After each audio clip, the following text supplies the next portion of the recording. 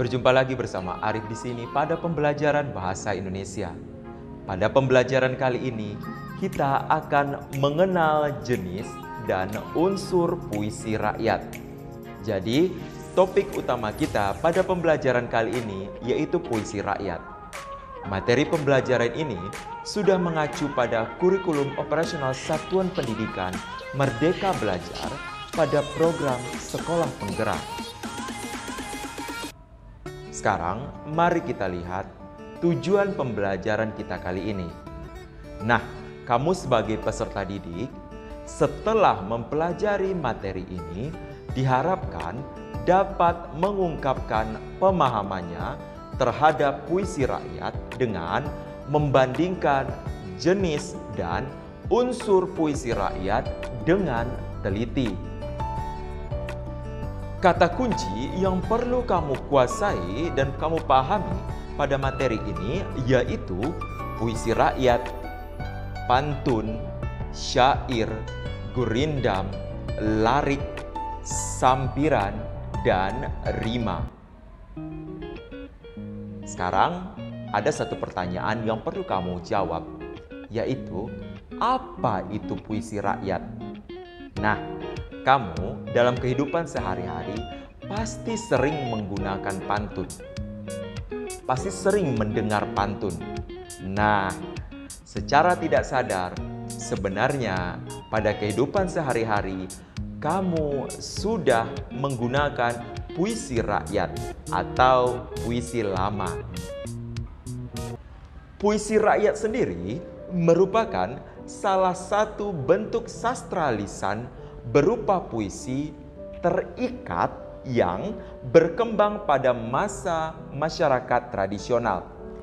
Karena perkembangannya pada masyarakat tradisional atau pada masyarakat zaman dahulu yang alat komunikasi masih terbatas, maka cara berkembangnya puisi rakyat ini yaitu dari mulut ke mulut.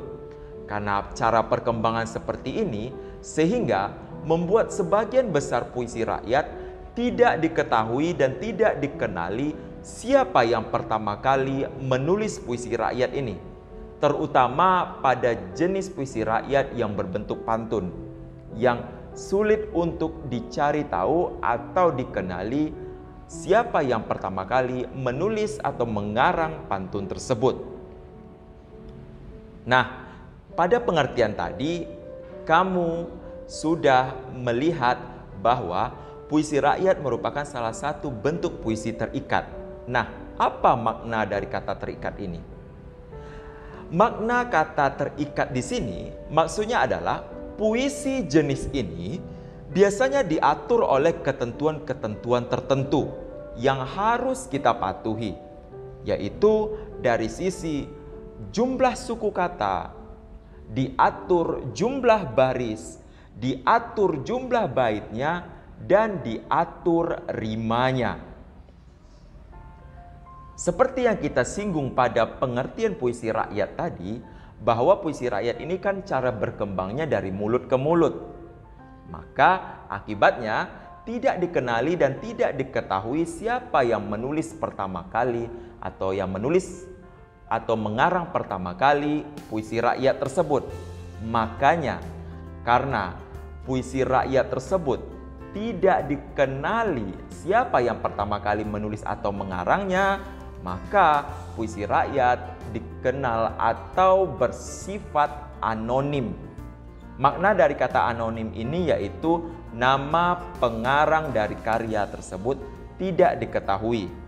Nah, perlu kamu ingat, puisi rakyat diwariskan secara turun-temurun dari mulut ke mulut dan disebarkan dalam bentuk yang tetap dan tidak berubah. Nah, ada 3 jenis puisi rakyat yang perlu kamu pahami pada kesempatan pembelajaran kita di kelas 7 ini. Yang pertama yaitu pantun, yang kedua gurindam, dan yang ketiga yaitu syair. Nah, apa itu pantun? Pantun merupakan salah satu bentuk puisi yang mengakar dan membudaya di dalam masyarakat Melayu. Pantun dikenal dengan banyak nama di berbagai bahasa di Nusantara ini. Seperti dalam bahasa Tagalog, di Filipina sana, pantun dikenal dengan istilah tonton. Pada bahasa Jawa, pantun dikenal dengan istilah tuntun, dan bahasa Toba tetap menggunakan istilah atau nama yaitu pantun. Nah, walaupun penamaannya beragam, tapi artinya kurang lebih sama, yaitu sesuatu ucapan yang teratur, arahan yang mendidik, dan bentuk kesantunan. Nah, itulah arti dari pantun. Pantun ini tersebar di seluruh wilayah Indonesia. Nah, melalui pantun, kita bisa menghibur orang lain dengan permainan bunyi bahasa yang terbentuk pada bagian akhir baris yang kita kenal juga dengan istilah rima. Nah, kemudian pantun juga digunakan sebagai sarana untuk menyindir atau menegur bahwa sesuatu itu kurang baik secara tidak langsung, atau bisa juga sebagai sarana untuk memberikan nasihat pada orang lain. Nah, apa saja unsur-unsur yang terdapat di dalam pantun? Nah, pada sebuah karya pantun ada beberapa unsur yang harus ada. Yang pertama yaitu bait. Nah, jumlah bait dalam sebuah karya pantun itu boleh terdiri atas 1 bait, 2 bait, 3 bait, ataupun lebih.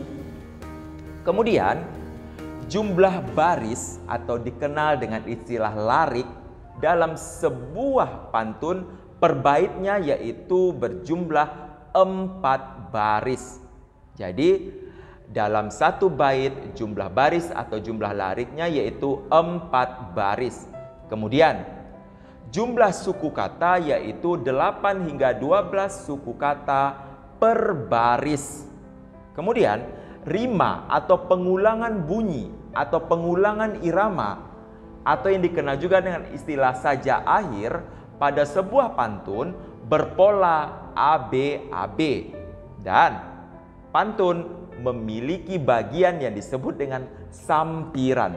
Sampiran ini terletak di baris pertama dan baris kedua dalam 1 bait pantun. Kemudian baris ketiga dan baris keempat disebut dengan isi. Sekarang mari kita perhatikan dan kita baca secara bersama-sama contoh pantun berikut ini. Terbang rendah burung peragam, dari huma terbang ke hutan. Budaya daerah beraneka ragam, mari bersama kita lestarikan. Nah, pada contoh pantun ini kita dapat melihat ciri-ciri atau unsur-unsur terikat pada sebuah pantun. Sekarang mari kita lihat berapa jumlah suku kata dalam sebaris pantun pada 1 bait pantun tersebut. Coba kamu perhatikan baris yang pertama dari pantun ini. Terbang rendah burung peragam. Nah, berapa jumlah suku katanya dalam 1 larik ini? Coba kita hitung ya. Pada kata terbang terdiri atas 2 suku kata, yaitu suku kata ter dan bang. Berarti sudah 2 ya. Pada kata rendah terdiri atas 2 suku kata juga, yaitu suku kata ren dan dah. Berarti sudah 4. Kemudian pada kata burung terdiri atas 2 suku kata juga, yaitu bu dan rung. Sudah 6 suku kata. Kemudian pada kata peragam terdiri atas 3 suku kata, yaitu suku kata pe, ra, dan gam. Tadi kita memiliki 6 suku kata, kemudian ditambah dengan 3 menjadi 9 suku kata. Nah, seperti yang kita pelajari tadi, bahwa setiap barisnya atau setiap lariknya dalam sebait pantun itu terdiri atas 8 hingga 12 suku kata. Jadi jumlahnya itu paling minimal 8 dan maksimal 12 suku kata per barisnya. Nah, pada baris pertama ini kita menemukan 9 suku kata. Jadi dia sudah memenuhi syarat dari unsur pantun yang kita pelajari tadi. Berikutnya, rima pantun ini apa? Nah, pola rima pantun ini yaitu berpola A, B, A, B. Nah, pada baris pertama polanya itu, pola rimanya itu adalah A.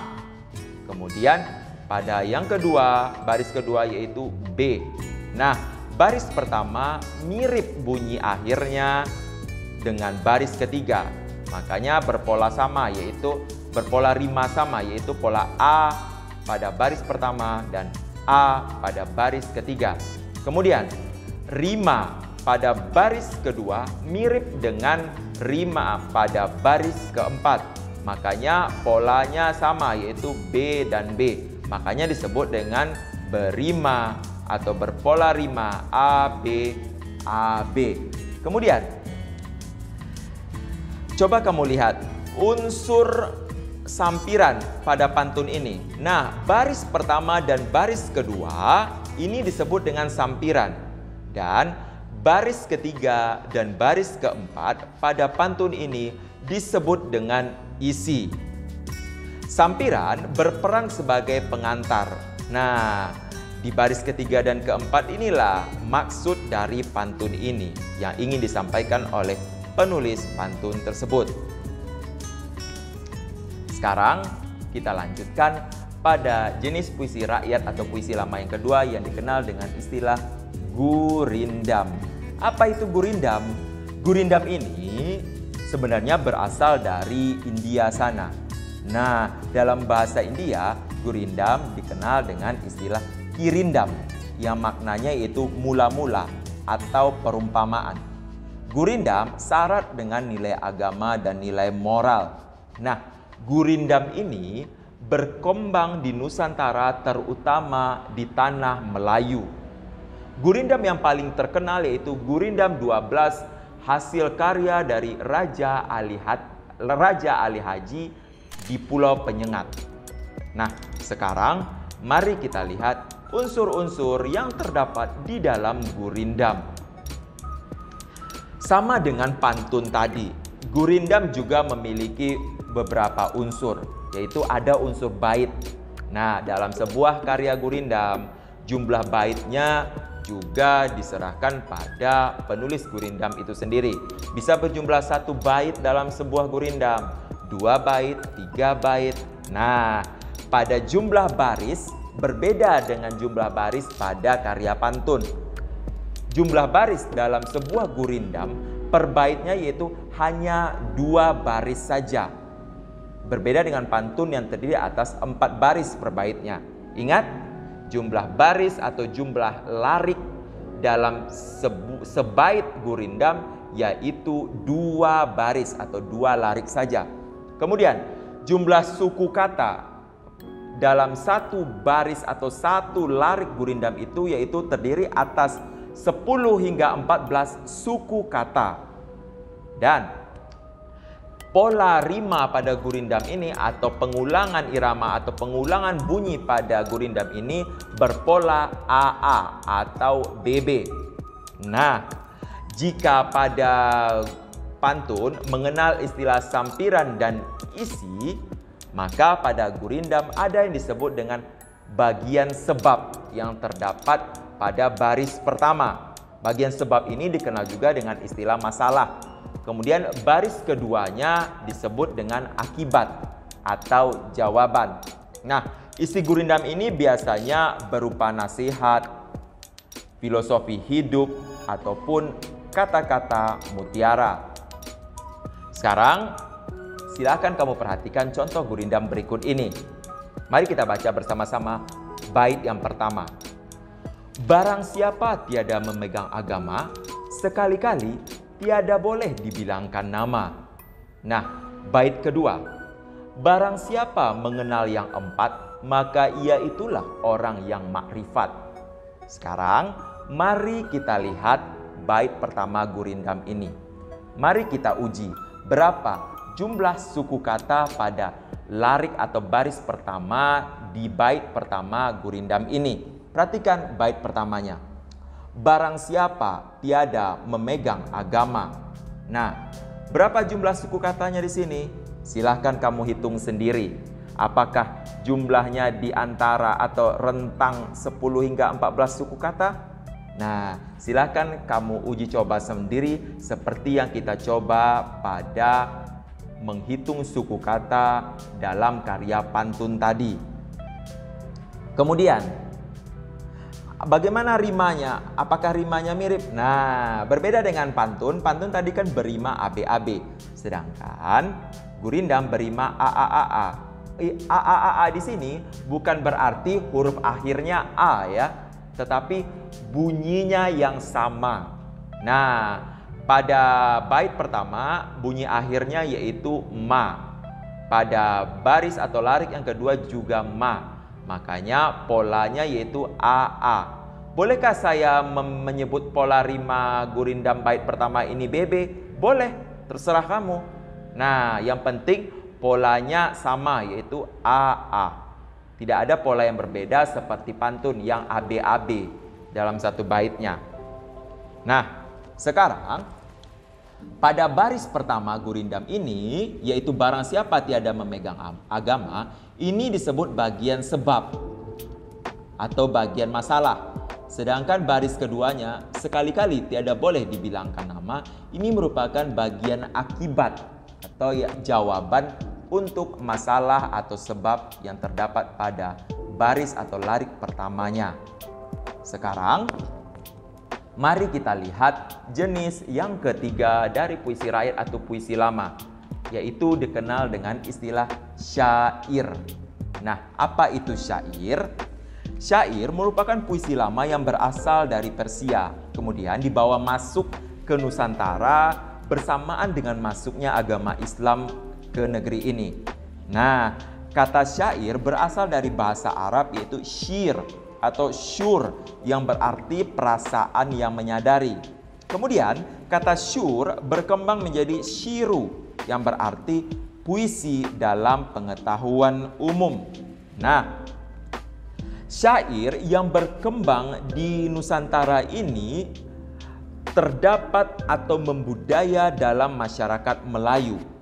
Penyair yang berperan besar dalam membentuk syair khas Melayu ini yaitu Hamzah Fansuri dengan karyanya yaitu syair perahu, syair burung pingai, syair dagang, dan syair sidang fakir. Sekarang mari kita lihat apa saja unsur-unsur yang terdapat di dalam syair. Nah, unsur-unsur yang terdapat di dalam syair mirip dengan unsur-unsur yang terdapat di dalam pantun dan gurindam yang sudah kita pelajari tadi, yaitu ada bait yang terdiri atas satu atau lebih dalam sebuah karya syair itu. Kemudian ada baris atau larik yang terdiri atas 4 baris setiap baitnya. Kemudian ada suku kata yang terdiri atas 8 hingga 14 suku kata per barisnya. Kemudian rima atau pengulangan bunyi atau pengulangan irama pada syair yaitu berpola A-A-A-A. Isi syair semua barisnya yaitu berupa nasihat, petuah, dongeng atau cerita. Jadi walaupun dia terdiri atas 4 baris, keempat-empat barisnya atau keempat-empat lariknya dalam satu bait itu semuanya adalah isi. Berbeda dengan pantun tadi, yang baris pertama dan kedua sampiran, 3 dan 4 adalah isi. Sedangkan syair, keempat-empat baris atau keempat-empat lariknya merupakan isi semuanya. Nah, sekarang mari kita lihat contoh dari syair. Nah, coba kamu baca syair ini. Nah, coba kamu uji juga, hitung juga berapa jumlah suku katanya. Apakah terdiri atas 8 hingga 14 suku kata? Nah, silakan kamu hitung sendiri. Kemudian, apakah pola rimanya A-A-A-A? Nah, coba kamu perhatikan sendiri. Oke, silakan kamu coba seperti yang kita lakukan pada pantun dan gurindam tadi. Nah, berikutnya, setelah kita mempelajari syair, pantun, gurindam, maka kesemua atau ketiga Ciri-ciri atau unsur-unsur yang terdapat pada ketiga puisi rakyat itu bisa kita rangkum dalam tabel berikut ini. Nah, agar lebih sederhana pemahaman kamu dan memudahkan pemahaman kamu, saya sudah menyederhanakan ketiga-tiga ciri dari puisi rakyat tadi itu, yaitu pantun, gurindam, dan syair ke dalam sebuah tabel. Silakan kamu pelajari dan kamu pahami. Nah, sampai di sini pembelajaran kita kali ini. Semoga kamu bisa memahami apa yang telah saya sampaikan tadi. Sampai jumpa pada pembelajaran berikutnya. Terima kasih.